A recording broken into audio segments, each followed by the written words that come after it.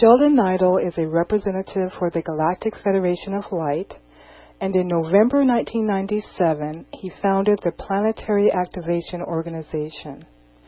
Sheldan Nidle is known worldwide for his best-selling books, You Are Becoming a Galactic Human, Your First Contact, Salamat Jah, A Guide for Galactic Humans, and his recent book, Your Galactic Neighbors. Sheldon received a BA in Political Science from the University at Buffalo in 1968. He also received an MA in Southeast Asian Government from Ohio University in 1970, and an MA in American Politics and International Public Administration from the University of Southern California, where he also pursued a PhD program.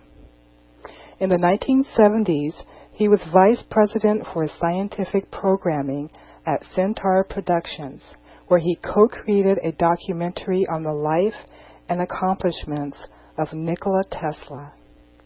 From the 1970s through the mid-1980s, he was involved in scientific research on alternative sources of electrical energy. In the mid-1980s, his extraterrestrial contacts resumed. Welcome back to the show, Sheldon. Thank you. Thank you very much, Irene. I'm very happy to be back here. Great. Your extraterrestrial contacts started shortly after birth, correct? Right, yeah. Can you briefly explain for the new listeners what events led you to become a representative for the Galactic Federation of Light? Sure, I'd be happy to. The front end of it all, as we just said, is I grew up basically in the ships from the time I was a very little kid till the time I was a teenager.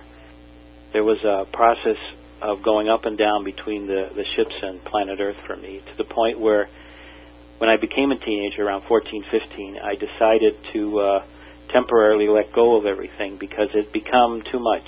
It was between science on this Earth and what they'd been telling me, and I learned a tremendous amount of information about everything, Earth's past, science, and all the things to do with social studies, etc., which is why I wound up doing social studies, as well as all the things about science. So I was one of these whiz kids in physics and chemistry and all those things when I was in high school, and also in college. And so I basically went into this mode of being a college student and a graduate student, and then went into when I went to SC, and I kind of got diverted from SC basically by seeing that I had a chance to make the thing we just talked about, which is the documentary about Nikola Tesla. So I began a whole thing for the next 8 years between 76 and 84 of doing alternate energy research, and I was able to get a couple of devices working, both wireless devices and rotary, and none ever came of them. I even was able to demonstrate one in front of the Department of Energy in the mid-70s. However, as I said, nothing really happened with that. I found out the government was really playing more cover-up games and really being serious about alternate energy research. And so finally, that led me to a bunch of kids and young adults like myself at the time, I was in my early 30s, who were interested in the whole process of really what goes on out there, what's the real information. And so I became involved when I was doing alternate energy research in this network. And finally, there came a time when in the mid-80s, namely 86, there was the return of Comet Halley, and we discovered that there's this companion to Comet Halley, which is called Comet Wilson. And so we all decided to find out about what was going on, because the number one hubbub in science, at least astrophysics, was which basic body comes in first. Is it Wilson or is it Halley? So we started asking around, and we discovered that there were ships out there and that the government knew about it and had set up a secret project to try to track them. And so that led us to all kinds of interesting adventures, one of which was I wound up in Reading chasing down a guy who had some information about what was going on up there from what I had found out from talking to him when he was in New York, and he had moved out to Reading. And so I drove all the way up there because I was living in the Bay Area at the time. And I started talking to him. And lo and behold, I wound up finding out really he was more Syrian than anything else. He wasn't from here. And after he got me involved again, it was kind of like an update of what has happened over the last roughly 20 years since I'd really been involved in any way with the Syrians. So the net result of all of that was I wound up back in contact with Washta, who was my basic guide or overseer. And I kind of said goodbye to him in the mid-'60s, and I discovered that really a lot of crazy things that had happened to me in my life, some of them which were kind of hair-raising, were basically overwatched by them, and they had given me their security and protection. And so in '86, they told me after I got into contact with Washta again that I was to be their representative and that I had a mission to perform and that they were going to bring me up to speed and retrain me in all the information that they had taught me in the 50s and 60s. So the result of that was that I started reliving a lot of incidents in my childhood and a lot of information that I kind of put on the back burner. And as a result of that, one step led to another, and finally in '92, I went up to Seattle because I wanted to do some hypnotic recovery from a lady who'd been doing a lot of that on the West Coast. Of your childhood, or of my childhood, and of certain things that had happened in my childhood. And she was so impressed with what I had to tell her that she wanted me to basically before her group give a lecture, about my experiences. Oh, really? And so I might say I was a major hit. And so I went there with my sister, who still lives in Seattle.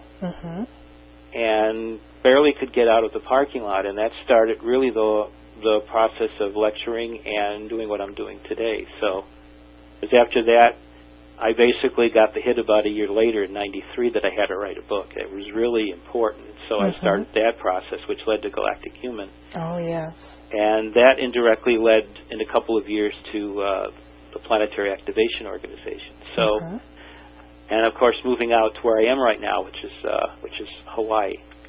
I live here in Maui at the present time, up on the side of the major mountain here, which is Mount Haleakala. So that's basically how I got here.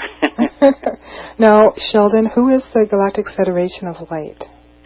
The Galactic Federation of Light is a galaxy-wide organization, and its basic mission is twofold. One, to spread the light throughout the galaxy, and two, to use the basic knowledge and wisdom that they garner from that mission to help people throughout the galaxy to move up in consciousness and to bring peace to the galaxy. And right now we're right in the final stages of a permanent galactic peace throughout the galaxy, which is the first one that really is meaningful in the last, who knows how many told, 10 or 15 or 20 million years or more of the galactic war that has gone on and is in the last decade roughly been stopped, and now they're talking about formalizing permanent treaties which have been preliminarily signed, etc. And most of that depends on what happens here on this planet. So this planet has become the center for not only a first contact mission, but for moving this planet from where it is right now, in this limited conscious, seemingly chaos kind of world that we live in,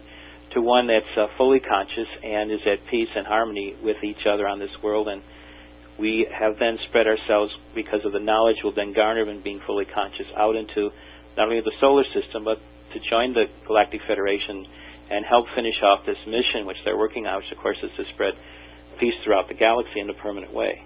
Okay. And so you mentioned first contact. So for those people hearing this for the first time, what is first contact?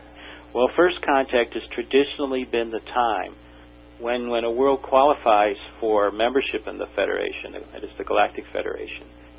They are then have a formal first contact in which they are invited to join the Federation, and in which the Federation explains its mission to them and explains the history of the galaxy, and then hopes from what has happened to the intentions of their becoming more conscious that they will heed that and will become members of the Federation.